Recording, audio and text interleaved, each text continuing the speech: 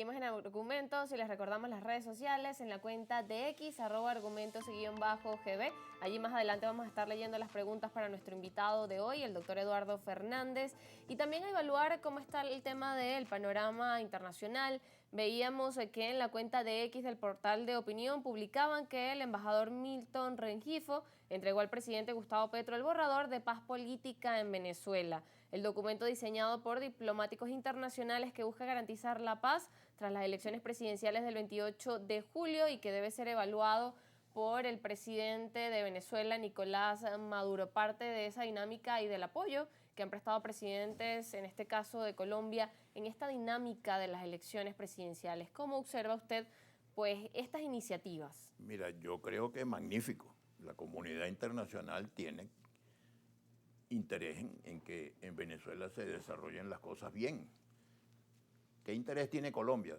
Si aquí en Venezuela las cosas funcionan mal, el problema de la migración de venezolanos para Colombia va a ser terrible. Y el gobierno de Petro y el gobierno de Colombia van a tener que ver cómo manejan esa situación. Si en Venezuela no se toman las medidas que hay que tomar, muchos venezolanos van a coger camino para Brasil. Y el señor Lula tiene derecho a preocuparse y decir, oye, qué bueno que Venezuela resuelve su problema. Por muchas razones, pues.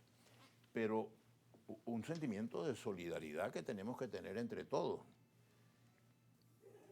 La proposición de Petro, que era llevar a una especie de plebiscito, una especie de documento que pudiera ser aprobado en las elecciones del 28 de julio y que contara con el respaldo de los partidarios del gobierno y de los partidarios de la alternativa democrática. Bueno, se aprobaría ese documento que tendría un estatuto de garantías para todos los factores, la paz política en Venezuela. En África del Sur, el líder fue Nelson Mandela, que estuvo 27 años preso, y el carcelero era, o el representante de los carceleros, era un señor de Klerk.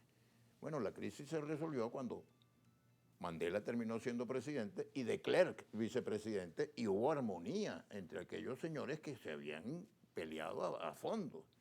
En Chile, hay que ver lo que significaba para los demócratas que el señor Pinochet se mantuviera como comandante en jefe del ejército y como senador vitalicio.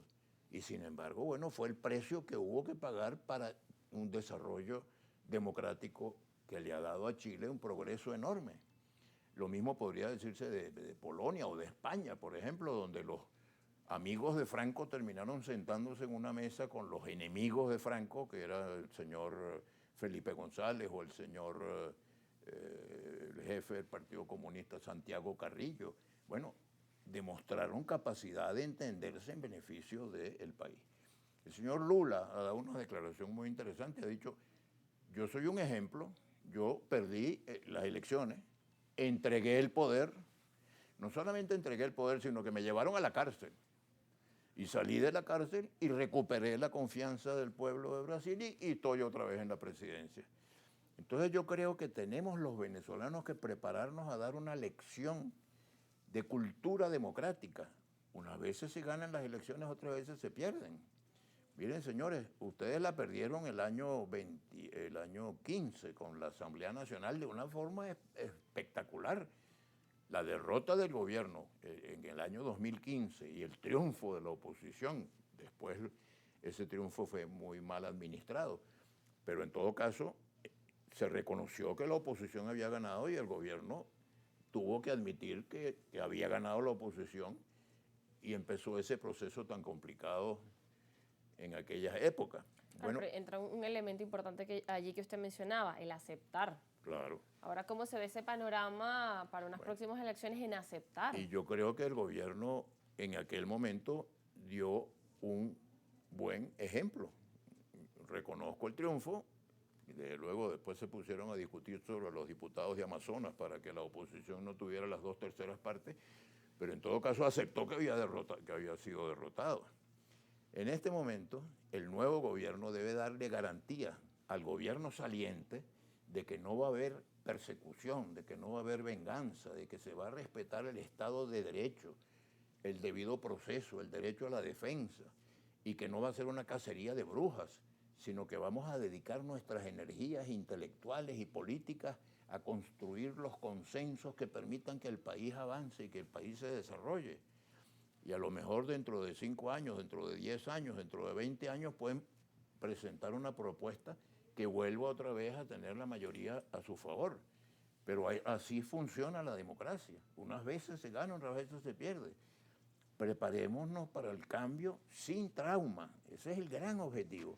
De modo que esta noticia que usted me da de que el embajador de Venezuela le lleva un documento al presidente Petro, me parece muy positivo y que se tome en cuenta la opinión de la comunidad internacional, el gobierno de los Estados Unidos, los gobiernos amigos, los gobiernos europeos, todos. Y además, gobiernos, por ejemplo, el gobierno chino ha dicho que los planes de cooperación con Venezuela se van a mantener cualquiera que sea el resultado de las elecciones.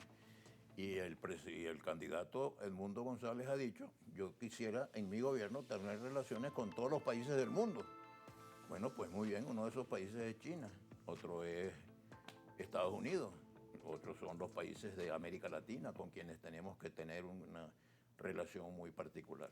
Y que es importante eso, mantener esas relaciones y avanzar en ese tema del diálogo y mantener el tono positivo con cada uno de ellos. Y luego de este tema, discúlpeme, doctor Eduardo Fernández, lo vamos a conversar luego de esta pausa porque ya nos corresponde ir a un corte. Muy bien, cómo no.